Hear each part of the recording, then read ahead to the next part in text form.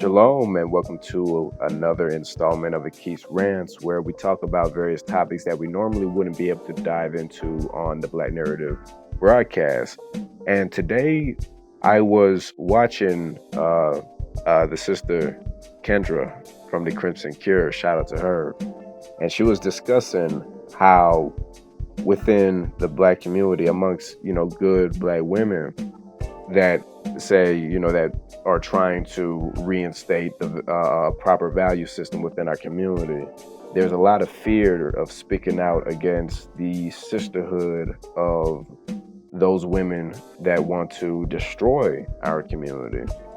And as she was describing that, I realized that we are living in the fallout of the Hyena Uprising. The hyenas have absolutely poured out from the elephant boneyards, and they are in the pride lands.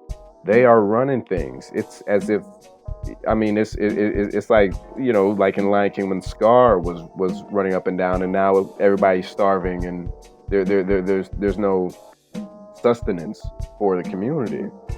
And I want to kind of, give a bit of terminology, a bit of some, basically give some understanding to the semantics I'm going to be using today. And basically, you could divide the community into two categories. You got the lions and lionesses, and you got the hyenas. Now, the reasons for these terminologies could be broken down in another episode, but the basic premise is the lions and lionesses want to build the Black community via a selfless moral system that would allow for the Black community to grow in a moral sense, while the hyenas aim to destroy the Black community in a selfish form of adopting an immoral system of values that they want to advocate for. And I always say, maybe not on this platform, but in my personal conversations, that the degradation of our community began around the boomer generation. And from there on, it went downhill. Now, that's not to be one of these, okay, boomer kind of people, but a spade is a spade, and I have to call it. And so it's interesting it's interested in an academic sense, but it's sad to see and kind of study how these things came about. Now, I do want to kind of point out that the kind of street culture, where you have the dynamic of the pimp and the prostitute has been around for, since the days when we just got off the plantations. It's a very old dynamic. And you would be surprised to go back 100 years from ago to see how certain prostitutes would move and act, and how similar it is to the behaviors that have been adopted and been promoted to Black women in our community. And the vulgar language, the attire, the lifestyle, all these different things used to be ostracized in those days. So back in those days, the hyenas were relegated to the elephant boneyards. They weren't able to leave the shadowy place because we were a united front, because we had a familial system. Now, I'm going to reference Christianity, which of course a lot of us are pulling away from, but I'm just going to reference it given the fact that it is the base for what we have been indoctrinated within the West. So I'm just going to reference that. But under this veil of Christianity, we had a lot of men that would act in a more respectable manner. People would go to church, women would wear dresses, all these different things. And that's not, to say, even though, of course, these things are very much so admirable. This isn't to be one of those people that are, waving their fingers and talking about the good old days, even though I am doing it. But, that's not the point here. The point is to show just how much the culture was, there was always an appearance of respectability within our community back in those days. Because you will have people that, when I bring up the point of the dresses, of the men being respectable, all these different things, you have people that will come out, well, there was this, that, and the third, and, talking about all the issues that were about back in those days. And people will use the guise of, oh, well, there were still issues, but, they were just veiled. Well, that may be the case. Humans have always been humans. We have problems. Nobody's perfect. But I will bring up the point that even with all the issues they may have had back in those days, there was still respectability. There was still an outward appearance of respect for oneself, for one's community, for one's family. There was still a value system that wasn't destructive. It's not outwardly destructive. And oftentimes those that will point out the flaws of those times adopt a system that is outwardly destructive to all of us, so they don't have much of a leg to stand on. And I want to kind of give an analogy as to how things have shifted, and I'm going to kind of weave it back into the conversation. And that's the notion of free will. Because oftentimes you hear in this day and age, people will talk about, well, we have freedoms. We could do what we want. I'm a woman. I should be able to do whatever I want. I'm a this. I should be able to do whatever I want. Me as a man, I should be able to do whatever I want. Everybody wants to do whatever they want. Now, I do believe that as human beings, we do have free will. Perfect. It's fine, right? Now, I'm gonna give you an example here. I'm gonna give you a story. So, me being a being with free will, one day I wake up and I'm like, damn it, this is the day. I'm going to fly. I want to fly. I have free will. I could do what I want. So I'm going to fly. I'm going to, go walk around amongst the flock of birds. I'm not sure if I'll pick the geese or the hawks or what have you, but whoever has the best playlist, I'm going to go ahead and hitch a ride with them, and we're all going to Guadeloupe for the winter. So I get that notion in my head because I have free will. And so I go at the top of a building, I see the flock of geese. I'm like, okay, there's my ride, and I jump. What do you think's going to happen to me? I'm going to drop like a stone. I'm going to drop like Gucci mixtapes in the mid 2000s. You dig? That's not going to end well for me, because even though I have free will, I didn't account for one thing: nature and reality. And back in the days, we had a very accurate notion of nature and reality. And that is to say, we understood the nature of men and women in a more realistic and applicable sense. Sorry, I can't talk right now. But that has been completely stripped from us. And there's a systematic reason as to why that occurred. Now, let's talk about the generation before the boomers. I can't recall if it's the silent generation or what have you, but I'm gonna just go ahead and talk about, the generation before the boomers. And around that time, when you started having the revolutions starting within the United States, and of course on a global scale, but we're going to talk about the U.S. currently. A lot of these people, a lot of our people had factory jobs, had different really well-paying jobs that allowed for us to have our own thriving communities. And we had that on top of a family unit. So we were a powerful enclave that was starting to obtain power. And then with that power, we started to demand. And that's where you started to get the funding for the civil rights movement. It was a lot of these family units and these men and women that had obtained these higher paying jobs that were able to fund the civil rights movement. And that was too dangerous. And so you had, for instance, John F. Kennedy's, all these Negroes, they're taking over. He had to go get Martin Luther King, and he had to go and stop the March on Washington.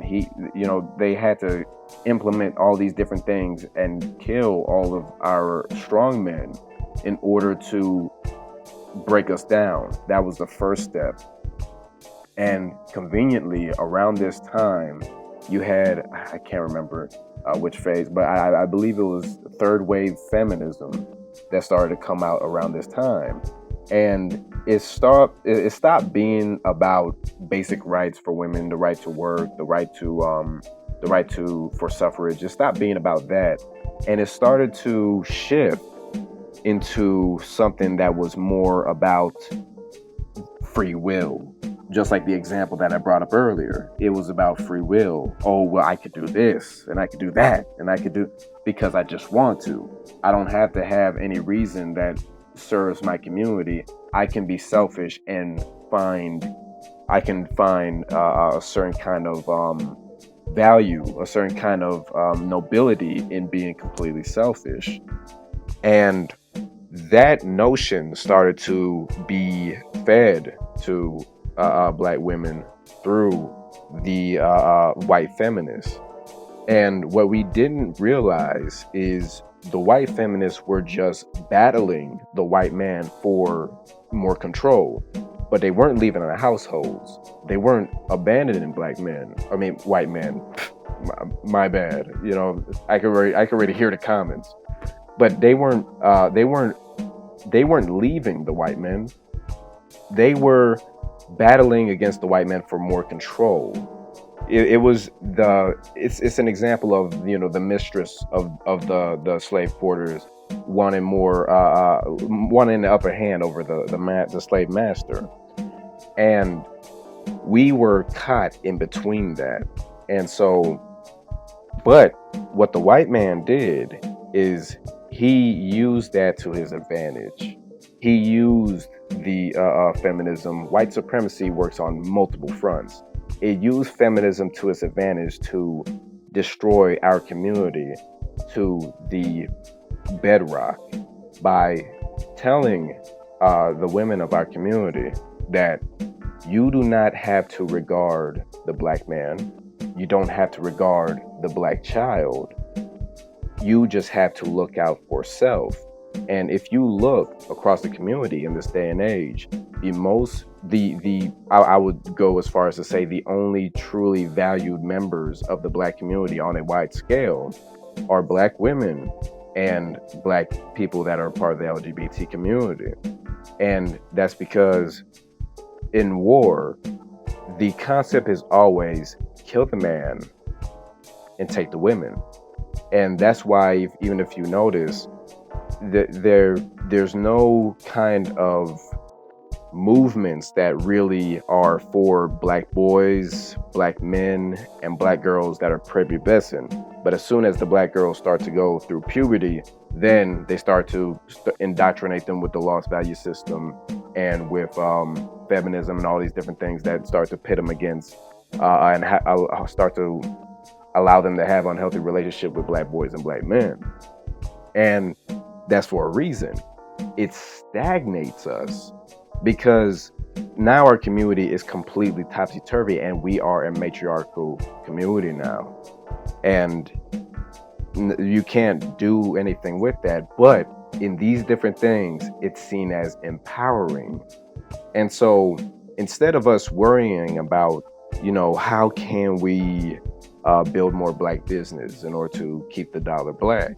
How can we have more Black enterprise? How can we, even something like obtain a reparations? How can we do all these things? Instead of our causes being about building up the community, the main causes that they will bring up during, like, for instance, these elections will be abortion, the right to, basically anything dealing with sex.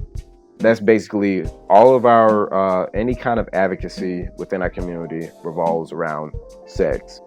So you see how the revolution was shifted from something that was a racial manner to something that was just about sex. And it's extremely disheartening from time to time to see just how that's occurred. Now, of course, they started to not only push the feminism, but the government started to pitch in with government assistance and all these different things, such as affirmative action and the projects that allowed for Black women to have more power over Black men, while the factory jobs and all these different opportunities that Black men used to have to be able to sustain Black women started to disappear. So there were no job, there were fewer jobs and fewer opportunities for Black men, but they were opening the gates for our women so that they could assimilate them. Remember, in war, you kill the man and take the women.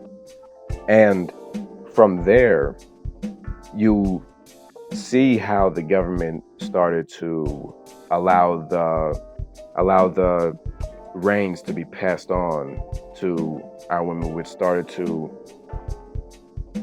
reinforce a value system and endorse a value system where, okay, well, if I want to have money from the government, I need to have multiple kids. It doesn't matter from who. And I can't have a man, I can't have a covering around me because the government checks for that. And so you can't have a man in the house. So you're vulnerable. But because the government is subsidizing you, you believe that you are covered. And so the government becomes your husband. And because the white man, the Western government, has become the husband of various Black women, it has caused the Black man to become obsolete, essentially. And that started to sow the seeds for the hyena mindset to really flourish and grow and spread. This is something that has been curated for over generations. So the hyenas that would be out in the streets, doing what they do and would be marginalized, those that had a vitriol against Black men and Black children, those that would, kill their children in the womb, they were marginalized for that time. But things started to shift so that these mindsets were able to spread like diseases, because now you have whole entire households of women that survive via their sexuality. Just like in the world of prostitution, the womb is not used for creating. It's not used for pushing the family along. It's used for just pleasure, and it's used for and from that you get paid. So that same exact system is being used when when you're having a bunch of kids with illegitimate fathers being pushed out, and then you get paid for the sexuality. And this is normalizing this kind of behavior. But it gets even deeper when you look at how culturally, when I say culturally, I mean within like music and within representation, this was pushed as well. Because I've noticed when you look back at, let's say, Salt and Pepper, or you look at Foxy Brown, you look at Little Kim, the sexuality, the flaunting of the Black woman's sexuality is seen as a form of revolution. So it's really interesting because there was a period of time, when hip hop was first starting out. You had various wise men that were speaking about the issues within the Black community. because for so long they really weren't put to the forefront. We were suffering in silence, and you had people that were not only speaking on the issues, but calling for us to rise up and do something about it. And that's where you started to have the KRS Ones, the Public Enemies, and these different groups coming out, and these groups and solo acts coming out and basically saying, okay, we've got to pull our resources together and be done with this system. That was dangerous. And so that needed to be quelled. That message needed to be hijacked.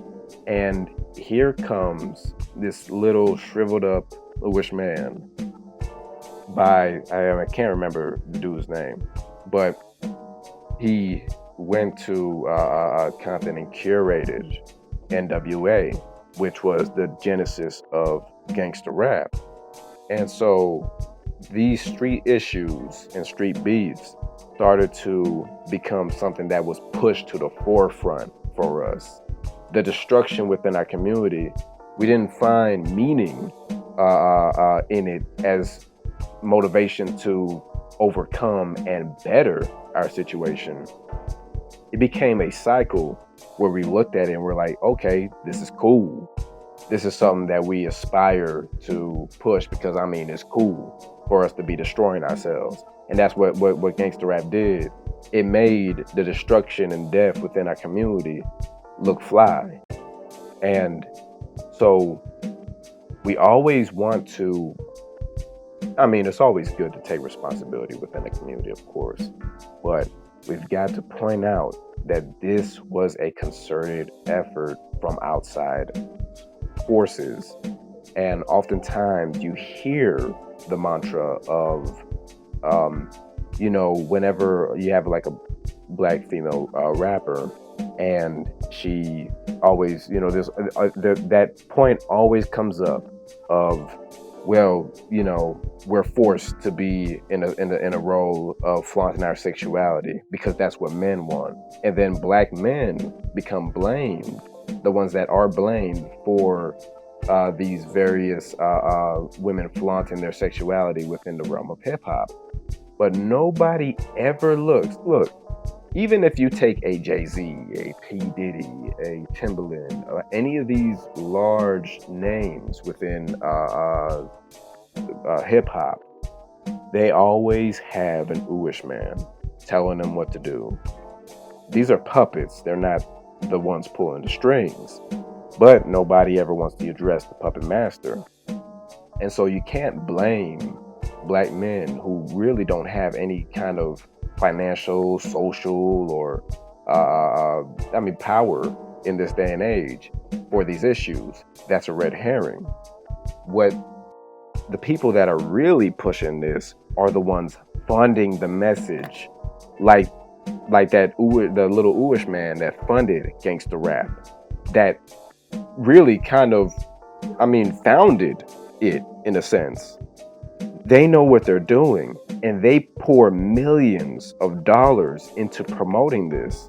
And that's why you have this mantra within hip hop, because there are many amazing female acts throughout the years. There have been, and there still are. You have the Rhapsodies, you have the Little Sims, you have the you even have the Miss Elliotts, for example. The Lauryn Hills. Now in these people's personal lives, there might be certain things that I or any of you guys might not agree with. But as far as just not being flaunted around in a sexual, whorish manner, that's something to admire from these various acts.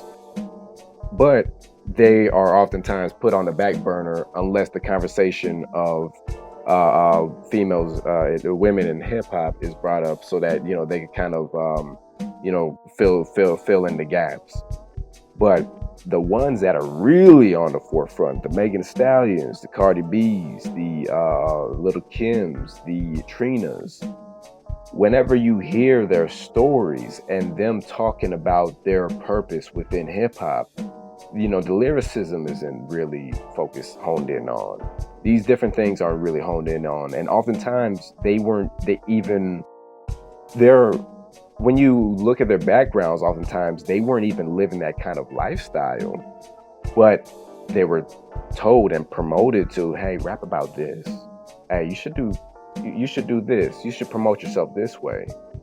And they always point to the black men that are around them. They might point to the Trick Daddies or the Timberlands or any of the black men that were in the vicinity, but it's the ooish money that really allowed for it to be promoted in the mainstream, because there's many local acts in various places, but how is it they're able to have millions of copies of these various CDs and albums? And I'm talking about from the physical format. That's not cheap to get all that printed, to get all that promoted, to be on BET, to be on the radio. These things aren't cheap. Somebody has to push that.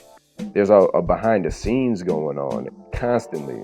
And so you have these female rappers that are pushed to the forefront, that promote this stylish behavior. And when asked about their journey, this point always comes out. Back in the days, it was taboo to talk about sex.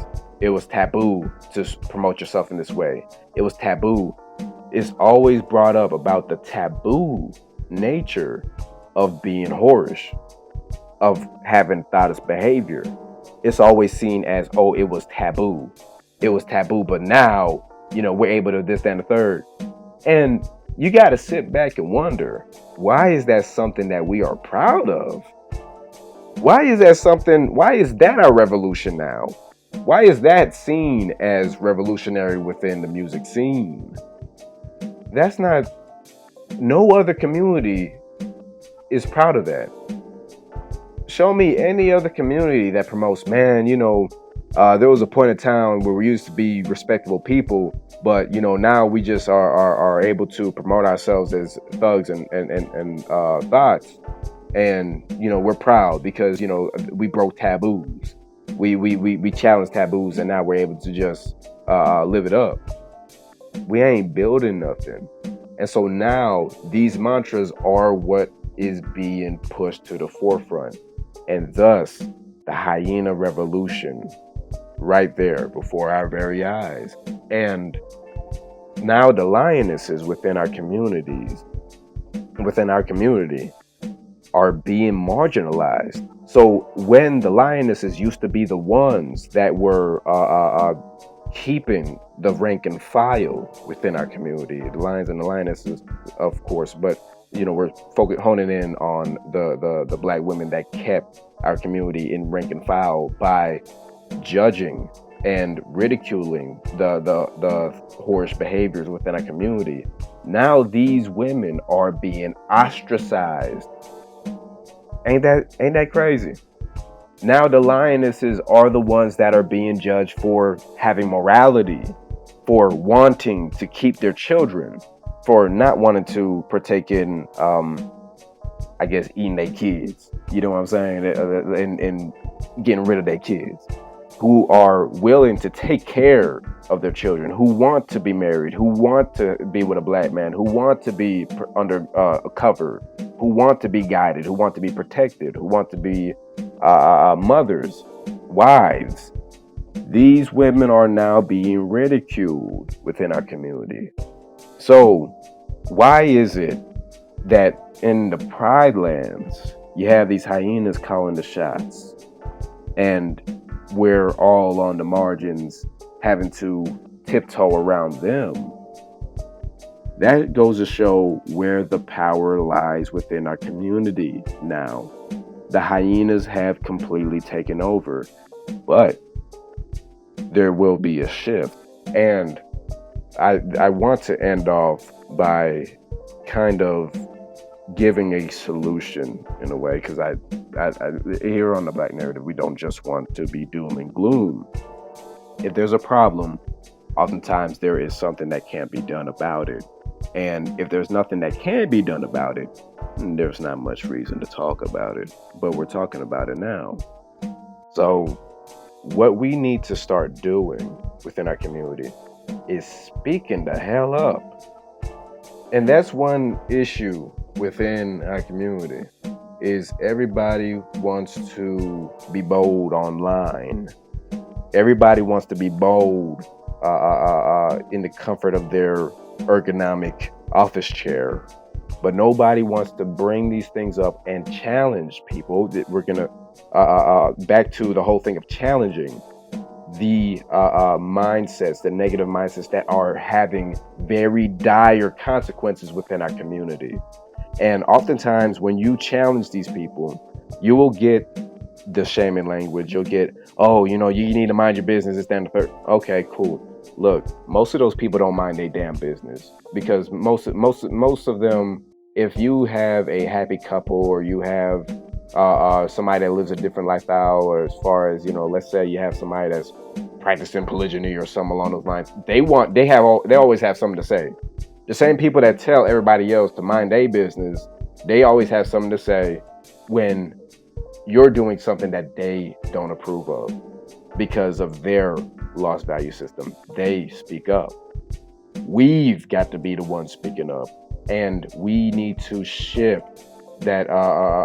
We need to be bold, be damn lions and lionesses. There's no way in hell you should have no hyena. You should be tucking your tail for a hyena. We've got to stop that, and I want to, just like my sister Kendra said, we've got to, lionesses, you've got to speak up now. Now is the time to speak up, because one thing, and maybe this is just me, because people can be tiring, and oftentimes when you just deal with enough of people's crap, you just kind of get over it. But who are these hyenas? Why do we value their opinion so much? Their presence, their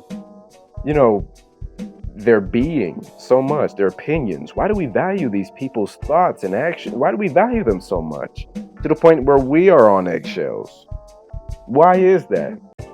We should not be worried about these people that are for the destruction of our community, that are selfish and wouldn't piss on you if you were set aflame, unless it was anywhere near their house. Then maybe they might throw a bucket at you.